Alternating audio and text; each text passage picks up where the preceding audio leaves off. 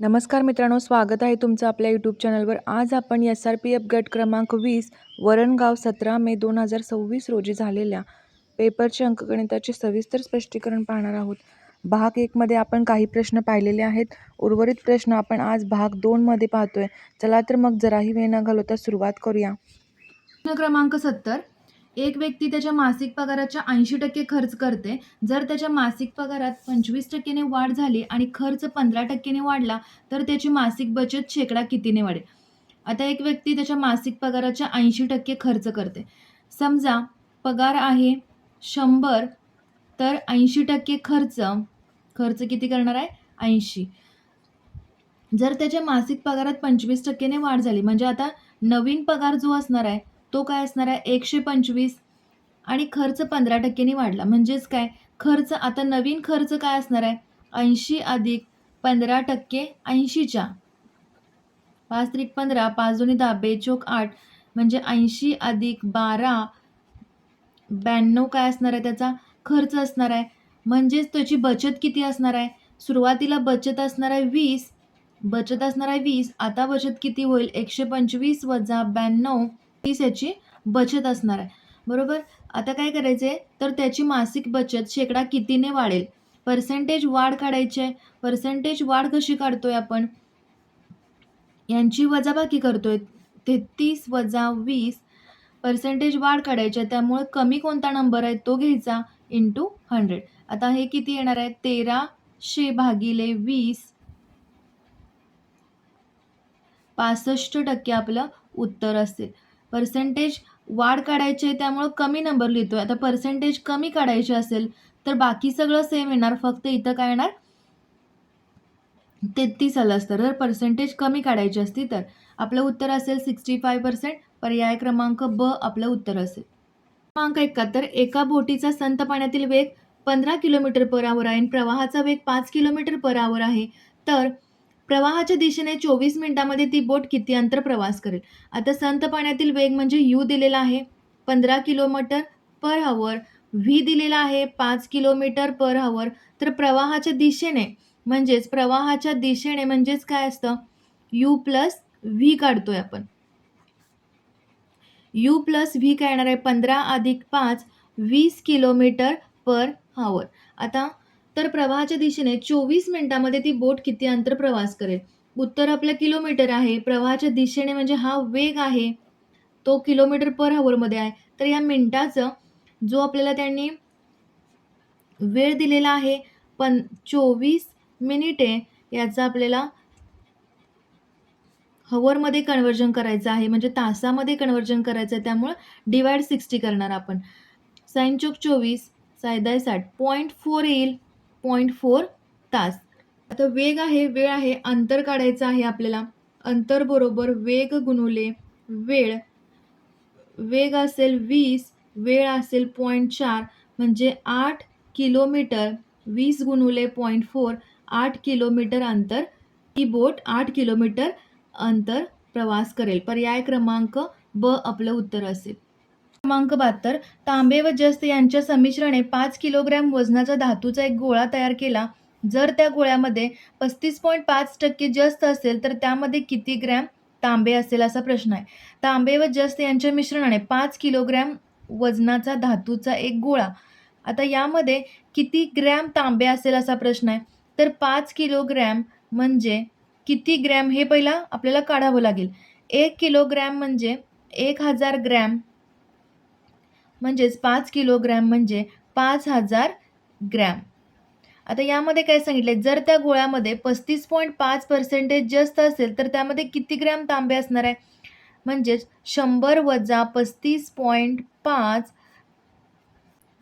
64.5% तांबे असणार आहे.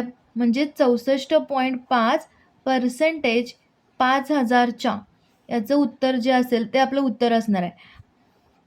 याचं उत्तर किती असेल? 64.5 गुणुले 50,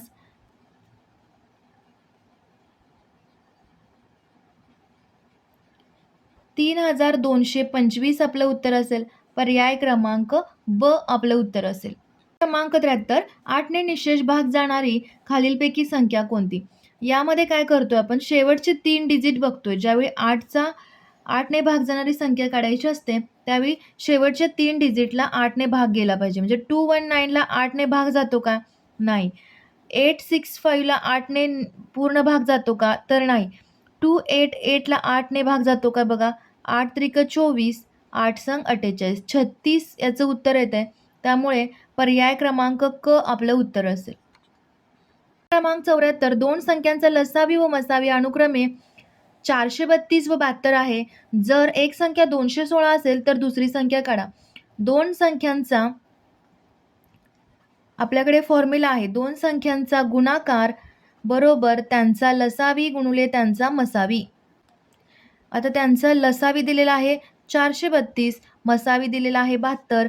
त्यामधील एक संख्या दिलेली आहे 216 आणि दुसरी संख्या आपल्याला फाइंड करायची आहे. हा रिपीटेड क्वेश्चन आहे. 6 एके 6, साइन 2 12, साइन 3 18, साई 6 36, 12 त्रिक 36, 3 एके 3, 3 चौक 12, 3 चौक 12, 144. एक्स बरोबर ती दुसरी संख्या असेल 144. पर्याय क्रमांक अ आपलं उत्तर असेल. प्रश्न क्रमांक 75 15चा वर्ग अधिक 18चा वर्ग वजा 20 बरोबर रूटमध्ये इथली व्हॅल्यू फाइंड करायची आहे. 15चा वर्ग 225, वर्ग आपल्याला 20 पर्यंत ॲटलिस्ट 30 पर्यंत वर्ग असले पाहिजेत आणि पाढे आपल्याला 20 पर्यंत पाठ असले पाहिजेत. तर 18चा वर्ग आहे 324 वजा 20 बरोबर रूट एक्स घेऊया इथं. आता यांची ॲडिशन होईल 549 वजा 20 किती येणार आहे 529 बरोबर रूट एक्स. आता दोन्ही साईडचा वर्ग घेऊया. एक्स फाइंड करायचा आहे आपल्याला. वर्ग करूया दोन्ही साईडचा म्हणजे 529चा वर्ग बरोबर एक्स. वर्ग घेतल्यानंतर रूट कॅन्सल होणार एक्स. आता इथे आपल्याला 529चं मल्टिप्लिकेशन करत बसायचं नाही. 9 गुणिले 9 काय येतो? शेवटी 1 येतो. त्यामुळे ऑप्शन क्रमांक बी आपलं उत्तर असणार आहे. यामध्ये यापैकी नाही हाही पर्याय आहे. त्यामुळे इथे मल्टिप्लिकेशन करून तुम्ही चेक करू शकताय. आपलं उत्तर असणार आहे 279841 एक्स बरोबर. पर्याय क्रमांक ब आपलं उत्तर असेल. प्रश्न क्रमांक 77 प्रश्नचिन्हाच्या जागी येणारी संख्या ओळखा. ही संख्या मालिका मी इथे पूर्ण लिहून घेते पुन्हा. 10चा वर्ग अधिक 1 किती होतोय 101. 9चा वर्ग वजा 1 किती होणार आहे 81 वजा 1 80. त्यानंतर 8चा वर्ग अधिक 1 किती होणार आहे 65. त्यानंतर 10 9 8 7चा वर्ग वजा 1 म्हणजे काय आलेलं आहे 48 आलेलं आहे. त्यानंतर 6चा वर्ग अधिक 1 37 आपलं उत्तर असेल. पर्याय क्रमांक ड आपलं उत्तर असेल. क्रमांक 79 संख्या मालिका पूर्ण करा. इथे काय आहे 1चा क्यूब अधिक 2 किती होतं 3 होतात. त्यानंतर 2चा क्यूब किती होणार आहे 8 अधिक 2 10 येईल बरोबर. त्यानंतर 3चा क्यूब अधिक 2 म्हणजे 3चा क्यूब 27 अधिक 2 29 होईल. त्यानंतर 4चा क्यूब अधिक 2 64 अधिक 2 66 होईल. 5चा क्यूब अधिक 2 125 अधिक 2 127 आपलं उत्तर येईल. पर्याय क्रमांक अ आपलं उत्तर असेल. प्रश्न क्रमांक 80 1 ते 45 या संख्या दरम्यानच्या 3 ने भाग जाणाऱ्या संख्या चढत्या क्रमाने मांडल्यास सर्वात कमी किमतीच्या संख्येपासून 9व्या स्थानावरील संख्या कोणती? डायरेक्ट काय करूया 3चं आपण टेबल लिहूया. 3 दोन्ही 6, 3 त्रिक 9, 3 चौक 12, 15 3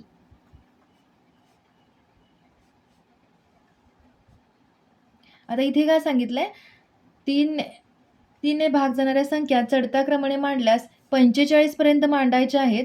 पण प्रश्न पुढे काय बघा सर्वात कमी किमतीच्या संख्येपासून 9व्या स्थानावरील संख्या कोणती? म्हणजे 1 2 3 4 5 6 7 8 9 27 ही संख्या 9व्या स्थानावर आहे.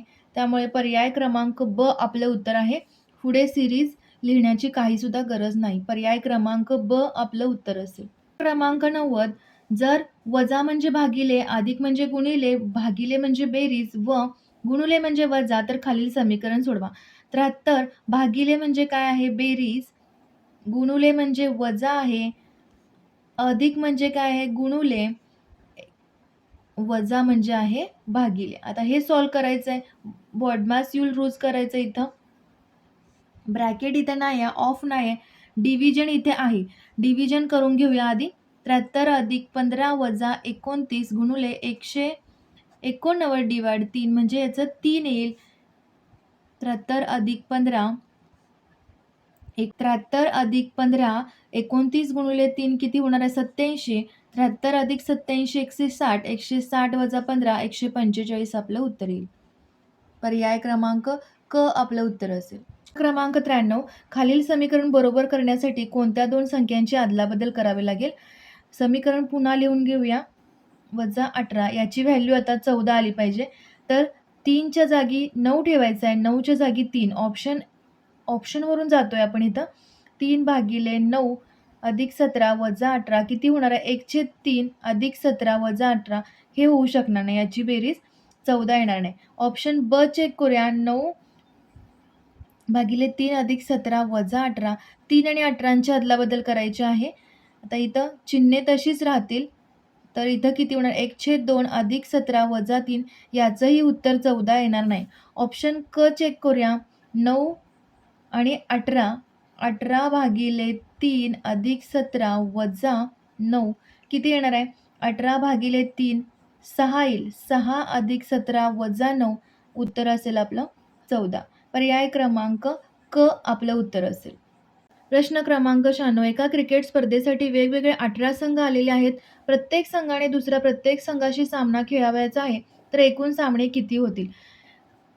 तर हस्तांदोलनाचा प्रश्न किंवा प्रत्येक संघाने दुसऱ्या प्रत्येक संघाशी सामना खेळावायचा आहे असा जर प्रश्न असेल तर फॉर्म्युला असेल n(n-1) डिवाइड 2.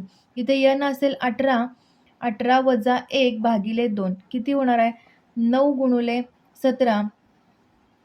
17 गुणिले 9 153. पर्याय क्रमांक अ आपलं उत्तर असेल. क्रमांक 100 प्रश्नचिन्हाच्या जागी कोणती संख्या येईल असा प्रश्न आहे. इथे बघा सिरीज आपण परत पुन्हा लिहून घेतलेला आहे. 2 गुणुले 1चा क्यूब काय येणार आहे 2 येणार आहे. त्यानंतर 2चा क्यूब किती येतोय 8 गुणुले 2 16 येईल.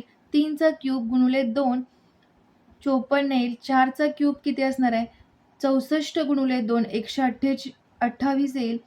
5चा क्यूब 125 गुणुले 2 250 येईल. 6चा क्यूब 216 गुणुले 2 432 आपलं उत्तर येणार आहे. पर्याय क्रमांक ड आपलं उत्तर असेल. तर मित्रांनो, हे होते SRPF वरणगावच्या पेपरमधील अंकगणिताच्या सर्व प्रश्नांचे सविस्तर विश्लेषण. तुम्ही पाहिलं असेल की काही प्रश्न सोपे होते तर काही प्रश्नामध्ये थोडी गुगली होती. पण योग्य शॉर्ट ट्रिक वापरल्या तर वेळ नक्की वाचतो. तुमचा स्कोर किती आला हे मला कमेंट करून नक्की सांगा. जर कोणत्या प्रश्नामध्ये अजूनही डाऊट असेल तर ते कमेंट करायला विसरू नका.